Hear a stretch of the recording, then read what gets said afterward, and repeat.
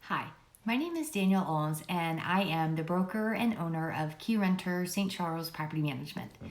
This is the last video in our 5-part series, Top 5 Mistakes Landlords Make.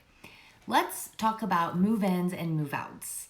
The biggest advice I give to landlords once they have the property leased is to do a thorough move-in and move-out. Take hundreds of photos, take videos, and get every angle and spot of the property on film, even if there's no damage.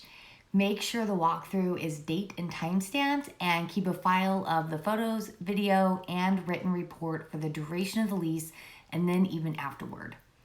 Why is this so important? As a self-managing landlord, you will be holding a security deposit for your tenant, which the tenant expects back at the end of the lease. Quick side note, in the state of Missouri, the security deposit must be held in a separate account, so please make sure you are doing so. Your recollection of what the property looked like at move-in is going to vary widely with what the tenant remembers. You will both need to rely on the original move-in condition report.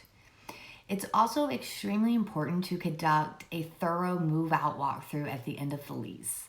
Document with written report, photos, and video again. Compare this with the move-in walkthrough and determine what has changed and what can be counted as tenant damage versus regular wear and tear. What happens if you don't do all of this? I've taken over properties mid-lease where the property manager or landlord did not conduct a move-in walkthrough. So there's nothing to show what the condition of the property was like when the tenant moved in. Therefore, it's difficult, if not impossible, to withhold anything from the tenant deposit since there's no way to know what was the fault of the tenant. The landlord lost money they could have collected for tenant damage. If you end up having to go to court to fight the tenant on the amount of the deposit that was withheld, you better have thorough documentation on the before and after condition of the property.